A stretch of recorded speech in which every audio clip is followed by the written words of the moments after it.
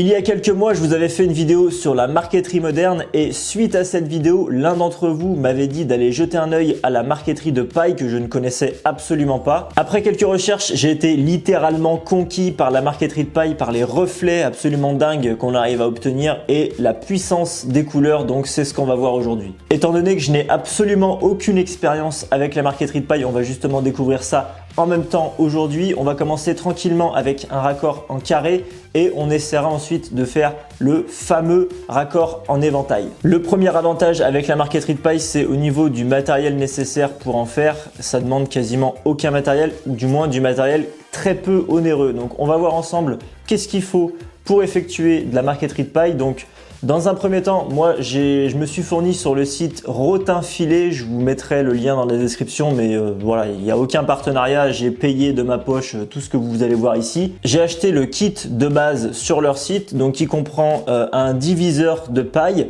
donc on peut diviser en 3 et en 2 brins différents, ça on le verra juste après. Un massicot comme ceci, un massicot donc avec une lame circulaire, avec le petit tapis de découpe qui va bien, un scalpel, un cutter et un plioir en plastique. En complément, il vous faudra également un réglet, bon ça a priori tout le monde en a, de la colle vinylique blanche, de la colle à bois standard, un petit récipient pour justement mettre votre colle à l'intérieur et bien évidemment un pinceau pour justement appliquer la colle. Pour effectuer cette vidéo, j'ai choisi deux couleurs de paille différentes, donc du violet et du rouge. Vous avez tout un panel de couleurs disponibles, je vous laisserai regarder sur le site directement. Ce qu'il faut savoir dans un premier temps, c'est que la marqueterie de paille s'applique directement sur le support, à l'inverse de la marqueterie traditionnelle avec du bois où on fait d'abord la composition et on plaque l'ensemble une fois que c'est terminé. Là c'est l'inverse, donc vous aurez besoin de support. En général on utilise du médium, donc moi là j'ai pris du médium de 16 parce que c'est ce qui me restait, et donc on va appliquer notre paille au fur et à mesure et la coller au fur et à mesure comme ça sur notre support. Vous allez donc devoir directement tracer sur votre support les lignes qui vont composer le décor que vous voulez faire. Ici j'ai fait des carrés parce qu'on va faire un raccord en carré et on va se servir du coup de ce tracé pour savoir exactement où placer nos brins de paille. Pour les puristes et ceux qui s'y connaissent à fond en marqueterie de paille, s'il vous plaît, soyez indulgents, hein, je risque sûrement de faire des petites erreurs factuelles parce que moi mon domaine c'est la marqueterie bois et l'ébénisterie parce que je suis ébéniste de formation. J'ai récupéré quelques cours, d'ailleurs je tiens à remercier Manuela et Vincent qui se reconnaîtront et qui m'ont gentiment envoyé quelques dossiers, un petit peu des connaissances de base sur la marqueterie de paille. Je me suis un petit peu renseigné de mon côté aussi en vidéo. Là c'est vraiment le but, c'est de découvrir ensemble cette nouvelle pratique. D'ailleurs si vous avez des recommandations à faire en commentaire, ça sera avec plaisir. Dans un premier temps, ce qu'on va faire c'est ouvrir la paille puis l'aplatir. Donc vous pouvez également utiliser ce petit accessoire, mais là ça va être uniquement pour refendre en 2 ou refendre en 3. Si vous n'avez pas cet accessoire là, vous pouvez utiliser simplement le plioir et on va ouvrir la paille juste à un seul endroit, tout le long comme ceci. Hop là. Et ensuite on va l'ouvrir et l'aplatir.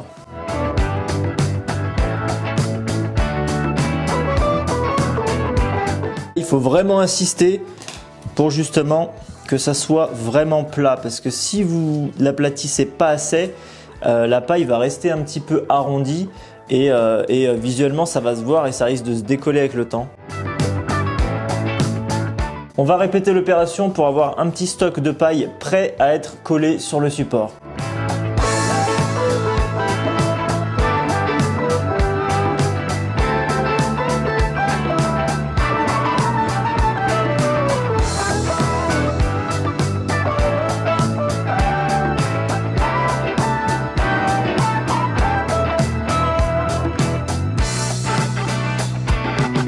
Et c'est parti, donc on va faire un coup dans un sens, un coup dans l'autre au niveau du fil pour avoir un effet de reflet un petit peu sympa. Donc là c'est un raccord vraiment basique, parmi les plus simples qu'on puisse faire avec de la paille. Donc c'est vraiment pour s'exercer, pour commencer à voir un petit peu. Parce que là c'est vraiment la toute première fois pour moi.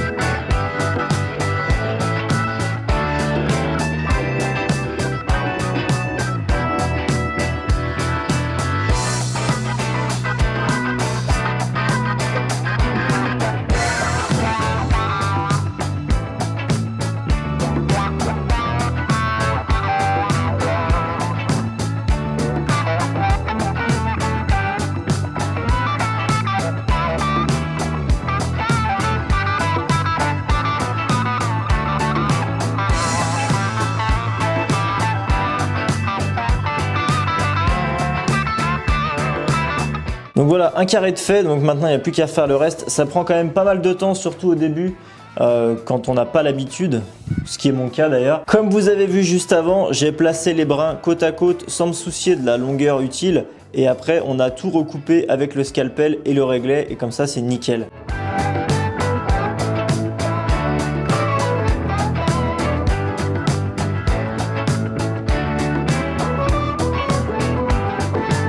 Idem ici, on va repasser par-dessus l'autre. On ne cherche pas à faire un joint parfait ici, parce qu'on va tout recouper à chaque fois avec le scalpel une fois que ça sera fini.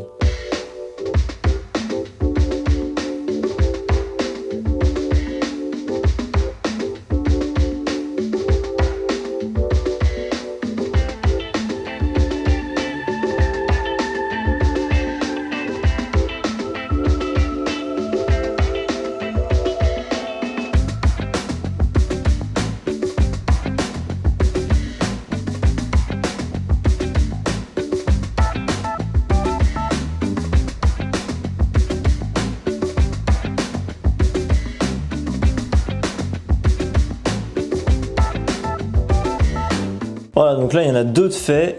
Vous voyez, on voit un petit peu les reflets, sachant qu'il y a encore des traces de colle, hein, parce que là on n'a pas nettoyé l'excédent. Franchement c'est compliqué, hein. Ça prend du temps au début. Donc là c'est vraiment mes deux premiers carrés, mais c'est très formateur et c'est une activité vraiment très reposante. Donc je continue et on se retrouve juste après pour le résultat.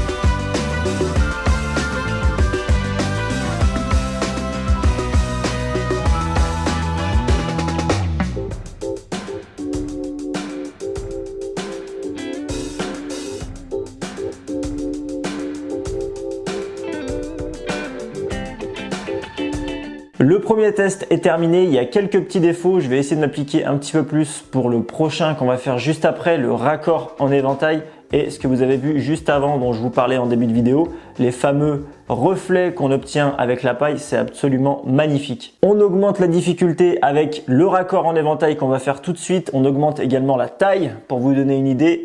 Maintenant on passe sur un plateau de 25 par 25.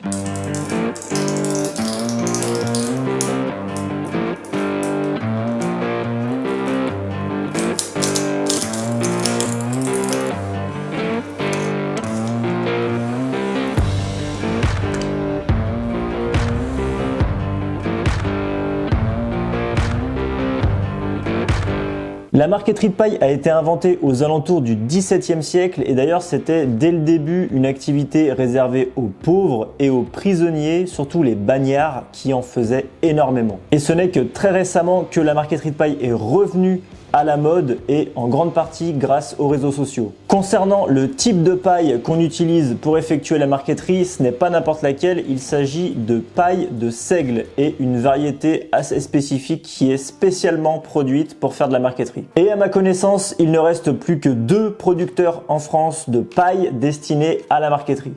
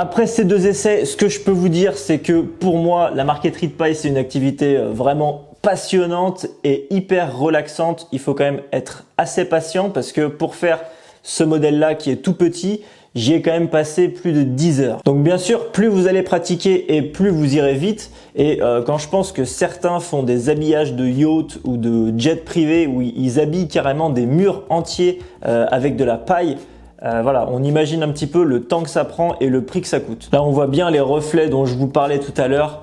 Surtout avec ce motif en éventail, c'est là qu'on voit vraiment tous les reflets et la lumière qui s'accroche sur chacune des facettes, c'est vraiment hyper intéressant. La marqueterie de paille est donc devenue un luxe et la marque Hermès a même sorti une montre, un modèle de montre avec le fond du cadran garni avec un raccord en marqueterie de paille. C'est un revêtement qui est extrêmement fragile, hein, ça craint la chaleur, ça craint l'eau, ça craint l'humidité, ça peut se décolorer aussi avec le temps à cause des rayons UV, donc c'est quelque chose à prendre en compte. On utilise la marqueterie de paille uniquement pour de la décoration, c'est-à-dire soit des panneaux décoratifs, soit des tableaux, et il n'y a absolument aucune finition appliquée sur la paille, c'est-à-dire que là le rendu que vous voyez c'est vraiment la paille brute, je l'ai simplement nettoyé, c'est quelque chose que j'ai pas filmé, mais vu qu'il y a plein de traces de colle une fois que vous avez terminé, vous allez juste prendre un chiffon en microfibre légèrement humide et vous pourrez comme ça enlever l'excédent de colle jusqu'à obtenir un résultat absolument parfait. Si vous êtes un petit peu curieux, je vous invite fortement à aller jeter un œil au compte Instagram de Guillaume Ducato qui est artisan marketeur de paille pour voir un petit peu le genre de choses qu'on peut faire avec de la paille et vous verrez, c'est absolument fabuleux. J'espère que cette vidéo vous aura plu, j'ai vraiment adoré faire ces essais avec vous. J'en ferai certainement d'autres, notamment un tableau un petit peu abstrait pour décorer mon bureau ou autre chose. N'oubliez pas de vous abonner et d'activer la petite cloche. Vous pouvez me suivre également sur Facebook et sur Instagram. Vous trouverez tous les liens